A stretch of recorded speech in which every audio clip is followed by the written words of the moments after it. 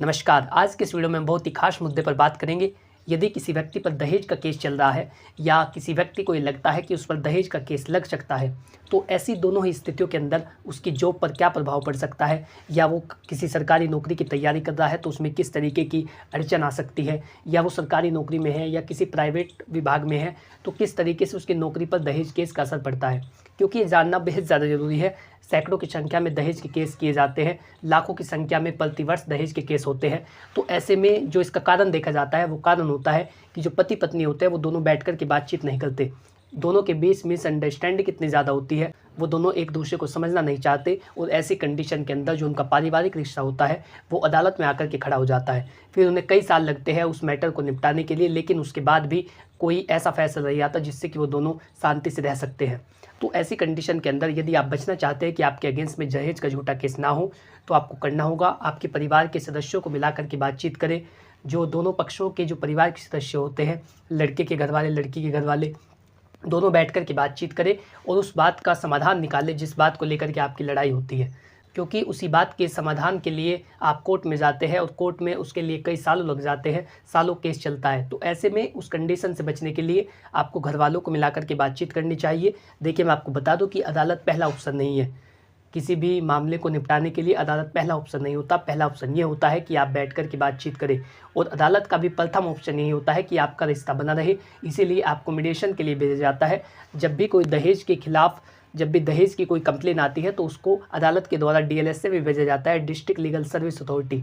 उसमें आपको बिठा करके बातचीत की जाती है। देखिए, अदालत यही चाहती है कि आपका रिश्ता बना रहे, लेकिन ऐसी यदि उम्मीद ना हो और आप चाहते हो कि जिस व्यक्ति ने आपको वास्तविकता में परेशान किया है उसे सज़ा दिलाना, आप चाहते हो कि कोई कानूनी कार्रवाई कराना, आप बिल्कुल उसी पर अड़े हुए हैं कि इस व्यक्ति को सज़ा मिलनी चाहिए, तो ऐसी कंडीशन के अंदर यदि किसी भी व्यक्ति के अगेंस्ट में दहेज का केस हो जाता है तो तब उसकी पेशेवर ज़िंदगी पर क्या प्रभाव पड़ता है, या यदि वो किसी भी जॉब में होता है तो उसकी ज़िंदगी पर किस तरीके का उसका असर पड़ेगा, ये इस वीडियो का टॉपिक है। मेरा आपसे अनुरोध है कि यदि आप चैनल पर पहली बार आए हैं तो आज ही हमारे यूट्यूब चैनल कानूनी बातें को सब्सक्राइब कर ले, ताकि इसी प्रकार की लीगल नॉलेज, कानूनी जानकारी, विधिक परामर्श और आपके अधिकार आप तक पहुँच सके। चलिए बिना किसी देरी के वीडियो शुरू करते हैं। नमस्कार दोस्तों, मैं सुमित कुमार आप सभी का हमारे यूट्यूब चैनल कानूनी बातें में स्वागत करता हूं। हमारे चैनल के माध्यम से आपको लीगल एडवाइस दी जाती है। यदि आप किसी भी टॉपिक पर कोई कानूनी परामर्श लेना चाहते हैं, कोई आपको परेशान कर रहा है, या पत्नी आपको छोड़ करके चली गई है, या पत्नी ने आपके खिलाफ झूठा दहेज केस लगा दिया है, या पत्नी को पति के द्वारा प्रताड़ित किया जा रहा है, दहेज का झूठा केस किया गया है, ऐसी सभी कंडीशनों के अंदर आप अपने मामले में कानूनी सहायता लेने के लिए स्क्रीन पर दिए गए मोबाइल नंबर पर संपर्क कर सकते हैं। मैं आपको बता दूं कि यदि किसी भी व्यक्ति के अगेंस्ट में दहेज का केस किया जाता है तो उसकी स्थिति के अकॉर्डिंग ही उसकी जॉब पर उसका प्रभाव पड़ेगा। लेकिन मैं आपको ये भी बता देना चाहता हूँ कि कई बार इसके गंभीर परिणाम हो सकते हैं। अब हम जानते हैं कि इसकी पेशेवर ज़िंदगी पर, अब हम जानेंगे कि एक व्यक्ति की पेशेवर ज़िंदगी पर इसका क्या असर पड़ता है। दोस्तों, सबसे पहले हम जानते हैं कि यदि आप किसी भी गवर्नमेंट जॉब में होते हैं, आप किसी सरकारी नौकरी में है, या आप किसी सरकारी नौकरी की तैयारी कर रहे हैं, दोनों ही मामलों में इसके जो प्रावधान है वो लागू होते हैं।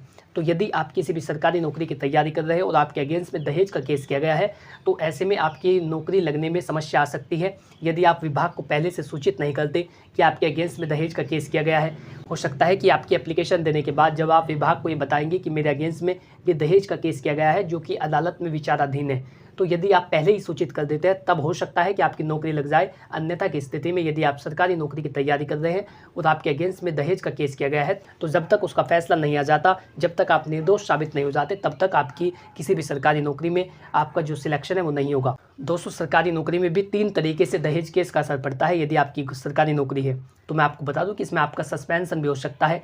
निर्दोष साबित होने तक आपको आपके विभाग के द्वारा सस्पेंड किया जा सकता है यदि आपके अगेंस्ट में दहेज का केस किया गया है। दोस्तों, इसमें दूसरा होता है, यदि आपके अगेंस्ट में दहेज का केस किया गया है और उसकी जानकारी आप विभाग को दे देते हैं, तो ऐसी कंडीशन के अंदर आप नौकरी में बने रहते हैं, आपकी नौकरी रहती है, आप सुचारू रूप से कार्यरत रहते हैं, लेकिन उसके बाद में आपका जो प्रमोशन है वो नहीं हो पाता। जब तक वो मामला विचाराधीन रहता है, जब तक आपका प्रमोशन नहीं होता और आप उसी नौकरी में बने रहते हैं। तीसरा होता है, यदि आपका जो दहेज केस है, आपके अगेंस्ट में जो दहेज केस किया गया है उसमें फैसला आ जाता है और आप उसमें दोषी पाए जाते हैं, तो ऐसी कंडीशन के अंदर सरकारी नौकरी में आपको बर्खास्त किया जा सकता है, आपको सस्पेंड भी किया जा सकता है और आपकी नौकरी भी खत्म की जा सकती है यदि आप दोषी पाए जाते हैं। दोस्तों, दूसरा हम जानेंगे कि यदि आप किसी भी निजी क्षेत्र में कार्यरत है या प्राइवेट जॉब करते हैं, तो ऐसी कंडीशन के अंदर भी जो कंपनी की नीति होती है उसी के आधार पर आपके अगेंस्ट में कार्रवाई की जाती है। कई सारी ऐसी कंपनियां हैं जिसका इससे कोई लेना देना नहीं है कि आपके अगेंस्ट में किस तरीके का मुकदमा डाला जा रहा है, लेकिन कई कंपनियों के ऐसे रूल होते हैं, यदि आप उस कंपनी में कार्यरत है और आपके अगेंस्ट में कोई भी क्रिमिनल केस दायर किया जाता है तो उस कंपनी आपको सस्पेंड कर देती है। ये निर्धारित होता है, ये देखा जाता है कि कंपनी के नीति आधार क्या है, उसी के अकॉर्डिंग आपका जो सस्पेंशन है या आपकी नौकरी बनी रहेगी, ये उसी से तय होता है। दूसरा होता है आपकी छवि पर भी इसका प्रभाव पड़ता है। यदि आपके अगेंस्ट में दहेज का केस किया गया है तो समाज में आपकी बदनामी होती है, या दूसरे लोग कहते हैं कि इसकी पत्नी ने इस पर झूठा दहेज केस कर रखा है, ये अपनी पत्नी को प्रताड़ित करता है, तो ऐसे आरोप आप पर लगाए जाते हैं जिससे आपकी समाज में छवि खराब हो जाती है। दोस्तों, इसके अन्य कानूनी परिणाम ये होते हैं कि यदि आप पासपोर्ट के लिए अप्लाई करते हैं, आप पासपोर्ट बनवाना चाहते हैं, तो आपकी जो विदेशी यात्रा है उस पर प्रतिबंध लगा दिया जाता है। आप पासपोर्ट अप्लाई नहीं कर सकते यदि आपके अगेंस्ट में दहेज का केस किया गया है। दूसरा होता है राजनीतिक जीवन पर भी इसका प्रभाव पड़ता है।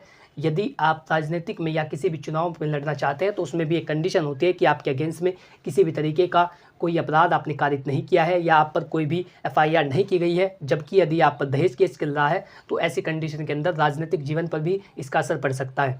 और नौकरी में बाधा, जैसा मैंने आपको बताया कि यदि आप किसी भी नौकरी की तैयारी कर रहे हैं तो उसमें पूछा जाता है कि क्या आपके अगेंस्ट में कभी कोई एफआईआर की गई है या आप किसी मामले में संलिप्त है, तो ऐसे में भी आपको उसमें बताना होता है कि आपके अगेंस्ट में किसी तरीके का कोई मामला किसी भी न्यायालय में विचाराधीन नहीं है, तभी जाकर के आपका जो सिलेक्शन है वो जॉब के लिए होता है। यदि आपके विरुद्ध कोई मामला चल रहा है तो ऐसी कंडीशन के अंदर नौकरी लगने में बाधा उत्पन्न हो सकती है, लेकिन आपको इससे बचने के लिए यही काम करना होता है कि आप विभाग को पहले ही सूचित कर दें। आप उसे बताएं कि इसमें मेरी कोई गलती नहीं है, इसमें जो उसके तथ्य हो, जो आपके पक्ष में हो, वो बातें अपने विभाग को बताएं और उनसे ये वादा करें कि आप इसमें दोषी नहीं पाए जाएंगे, तो हो सकता है कि विभाग आपको नौकरी पर रख ले। और जब आपके केस का जजमेंट आ जाता है, जब दहेज केस में जज साहब के द्वारा तय कर दिया जाता है कि आप इसमें दोषी नहीं थे, तो पुनः आपकी नौकरी लग जाती है या आप जिसमें नौकरी की तैयारी कर रहे होते हैं वो आपकी लग जाती है। तो ये एक व्यक्ति की पेशेवर ज़िंदगी पर दहेज केस का ये असर पड़ता है। आशा करता हूँ कि जानकारी आपको अच्छी लगी होगी। यदि आप इसी तरीके की जानकारी में रुचि रखते हैं तो आज ही हमारे यूट्यूब चैनल कानूनी बातें को सब्सक्राइब कर ले, ताकि किसी प्रकार की लीगल नॉलेज, कानूनी जानकारी, विधिक परामर्श और आपके अधिकार आप तक पहुँच सके। यदि आपका इससे रिलेटेड कोई सवाल हो तो आप कमेंट बॉक्स में लिख करके पूछ सकते हैं। वहीं यदि आप अपने मामले पर कोई भी कानूनी सलाह लेना चाहते हैं तो स्क्रीन पर दिए गए मोबाइल नंबर पर संपर्क कर सकते हैं। Thanks for watching this video. अपना कीमती समय देने के लिए धन्यवाद।